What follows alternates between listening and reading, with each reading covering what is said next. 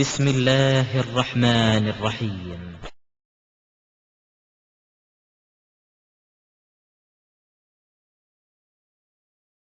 இதெல்லாம் முடிஞ்ச உடனே தான் அல்லாஹ் என்ன செய்யறான்னு கேட்டா உலகத்தை அழிக்கிறான். எப்படி அழிக்கிறான் அந்த உலகத்தை? இவ்வளவு நடக்குது. அதாவது கிழக்க உதிக்கிற சூரியன் மேற்க உதிச்சிருச்சு, சுத்துது, பலவிதமான நிகழ்வுகள் நடக்குது. இவ்வளவுக்கும் பிறகு அல்லாஹ் என்ன செய்யறான்? இதோட உலகத்தை அழிச்சிடணும் என்று முடிவு பண்ணும் பொழுது அந்த சுழற்சிய சுத்திக்கிட்டு இருக்கும் பொழுதோ நிறுத்தியோ ஒரு சத்தம் தான் உலகத்தை அழிக்கிறதுக்கு. என்ன நடக்கும்? 2 சூர் ஊதப்படும். ஒரு சூர்ல ஒரு சூர்னா ஒரு குழல், ஒரு சூர்னா ஒரு குழாய் மாதிரி வடிவத்தில் இருக்கு. ஒரு குழலை தான் சூரும்பாங்க. அது அல்லாஹ் என்ன மாதிரி படைச்சிருக்கான் அவனுக்கு தான் தெரியும். அந்த சூரை ஊதுன உடனே அல்லாஹ் சொல்லி காட்டுறான். 39:68 அல்லாஹ் சொல்றான் குர்ஆன்ல, "ஒ நிஃபிக ஃபி சூர்", சூர் ஊதப்படும். ஃபஸைக மன் ஃபிஸ் ஸமாவாதி வ மன் ஃபில் அர்த், வானங்களிலும் பூமியிலும் உள்ளவர்கள் அப்படியே மூர்ச்சித்து சாவார்கள், விழுவார்கள். இல்லா மன்ஷா அல்லாஹ், அல்லாஹ் நாடியவர்களை தவிர. அது முதல் சூர்ல எல்லாரும் அழிய மாட்டாங்க. சூர் ஊதுன ஏன் அழிய மாட்டாங்கன்னா சில டியூட்டிகளுக்கு எல்லாம் நியமிச்சு வச்சுக்காங்க மலக்குகள்லாம், அவங்களும் அழிய மாட்டாங்க. சில மலக்குகள் அல்லாஹ்வே சொல்லி காட்டுறான், "ஒ யஹ்மில் அர்ஷ ரப்பிக ஃபௌகஹும் யௌமைதின் சமானியா", இந்த உலகம் அழிக்கப்படுற நாள்ல உமது இறைவனுடைய அரிசை வானவர்கள் 8 பேர் சுமந்திருப்பார்கள். அவங்க எல்லாம் இருக்கணும். இல்லாமலே அல்லாஹ் அரசை நிப்பாட்டி வைப்பான். இருந்தாலும் வானவர்கள் சுமந்து கொள்வார்கள். அழிக்கணும், வானம் பூமி எல்லாம் அழிக்கணும்ல. டக்குன்னு அரசத்துக்கு தோல்லதுக்கு மலக்குகள் முதல்ல வச்சுக்கிட்டு அல்லாஹ் என்ன செய்வான்?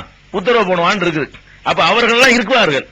அது மாதிரியான சில பணிகள் கொடுக்கப்பட்ட வானவர்களை தவிர வானத்தில் உள்ளவர்கள் பூமியில உள்ளவர்கள் எல்லாம் ஒரு ஊதுதான் முடிவு. ஒரு சத்தம் கொடுத்த உடனே ஊருத்தம் இல்லாம அழிச்சு விடுவான். அல்லாஹ் அழிக்கிறதுக்கெல்லாம் அல்லாஹ் உலகத்தை அழிக்கிறதுக்கு பாரதூரமான வேலையெல்லாம் செய்யறது இல்ல, ஒரு சவுண்ட் தான்.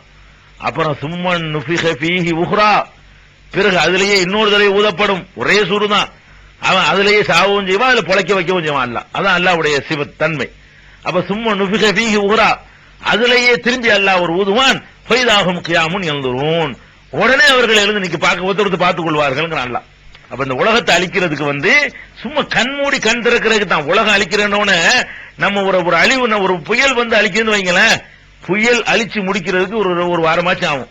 3 நாளைக்கு முந்தைய அந்த காத்து வரும், அது வரும், அழிக்கும், பேஞ்சுக்கிட்டே இருக்கும். ஒரு மழை ஊறணும், மரங்கள் ஊறணும், கட்டிடங்கள் ஊறணும், அது இடிஞ்சு விழுவும், ஒரு காத்து ஒண்ணு வரணும். இப்படியே நடந்து அழிஞ்சு முடிக்கிற ஒரு நாசமா போறதுக்கு அது பறக்கத்தான ரொம்ப நாட்கள் தேவைப்பட்டுரும். இது எப்படி நடக்கும்னு கேட்டா இல்லாக்கள் அமஹில் பசர் தான்.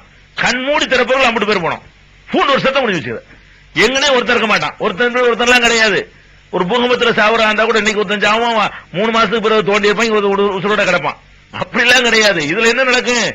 பூண்டு ஒரு சத்தம், அவ்வளவு காலி, கம்ப்ளீட் பினிஷ் பண்ணி விட்டுருவான். அதே மாதிரி இன்னொரு ஊதுவான், எல்லாம் பார்த்துட்டு கேட்பாங்களாம். இதாகவும் கேமுன்னு எழுதுறோம்ங்கிறான் அல்ல. அப்ப 39:68 இதை பாக்குறீங்க. அப்ப இந்த மாதிரியான ஒரு அழிவு நிகழ்வுகள் கடைசியா ஏற்படும். இதுதான் கடைசி அடையாளம். அப்ப நம்ம என்ன இதுவரைக்கும் நம்ம தெரிஞ்சு கொள்ள வேண்டும் என்றால், கியாமத்து நாள் உலகம் அழிகிறதுக்கு முன்னாடி எச்சரிக்கை செய்வது, நம்மளை திருத்திக் கொள்வதற்காக வேண்டி சில அடையாளங்களை அல்லாஹ்வுடைய தூதர் மூலமாக அல்லாஹ் சொல்றான். அல்லாஹ்வும் குர்ஆன்ல சில அடையாளங்களை சொல்றான். 3 அடையாளத்தை அந்த பிராணியை பத்தி அல்லாஹ் குர்ஆன்ல சொல்றான். யஜூஜ் மஜூஜை பத்தி குர்ஆன்ல சொல்றான். அது மாதிரி இந்த நெருப்பு புகையை பத்தி அல்லாஹ் குர்ஆன்ல சொல்றான். ஈசா நபி வருகை பத்தி கூட குர்ஆன்ல சொல்லிவிட்டான். மீதி ஒரு 6 அடையாளங்களை பத்தி ஹதீஸ்ல கூடுதலாக சொல்லப்படுகிறது. இந்த அடையாளங்கள் ஒன்றன் பின் ஒன்றாக தொடர்ச்சியாக நடந்து முடியும் பொழுது உலகம் அழியும். இப்ப நம்ம வாழுகிற இந்த காலம் அந்த அதற்கான மற்ற துணை அடையாளங்கள்லாம் நெருங்கிட்டு நீங்க பார்த்துக்கிட்டு இருக்கிறீங்க. இப்ப நம்ம இந்த அடையாளம், பெரிய அடையாளங்களுக்கு முன்னாடி வேற அடையாளங்கள் சொன்னமே, கும்பல் அதிகமாயிருவாங்க, விசாரம் பெருத்து போயிரும், தண்ணி அடிப்பாங்க, அது செய்வாங்க, இது செய்வாங்க, ஆடை அணிஞ்சு நிர்வாணமா இருப்பார்கள் என்னமோ சொன்னமே.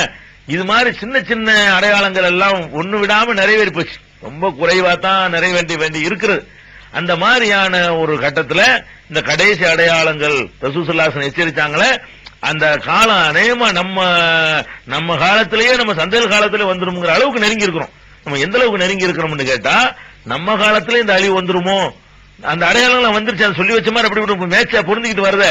அது நமக்கு அடுத்து நம்ம புள்ளக்குட்டி காலத்துல வந்துருமோங்கிற ரசூலுல்லாஹி ஸல்லல்லாஹு அலைஹி வஸல்லம் மாதிரி பெரிய வித்தியாசம் இருக்கிற மாதிரி தெரியல. ஏன்னா ரசூலுல்லாஹி ஸல்லல்லாஹு அலைஹி வஸல்லம் காலத்துல அவர்கள் சொன்ன எத்தனை அடையாளங்கள் அவங்க காலத்துல நிறைய வரல.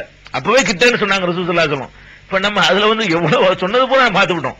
அவங்க என்னென்னலாம் சொன்னாங்களோ அது எல்லாம் ஒண்ணுக்கு ஒண்ணு நடந்துகிட்டே இருக்குது, பார்த்துக்கிட்டு இருக்கிறோம். அப்ப இந்த பெரிய அடையாளங்களாக சொல்லி காட்டின இந்த 10 நிகழ்வுகள் தான் நடக்க வேண்டி இருக்கிறது. அது நடக்கிறதுக்கு முன்னாடி இந்த புனிதமிக்க ரமலான்ல நம்மள முழுமையா திருத்திக் கொள்ள வேண்டும். ரமலானை பயன்படுத்திக்கணுமா, இது பற்றி பெற வேண்டிய படிப்பினைகள் என்ன என்பதை எல்லாம் இன்ஷா அல்லாஹ்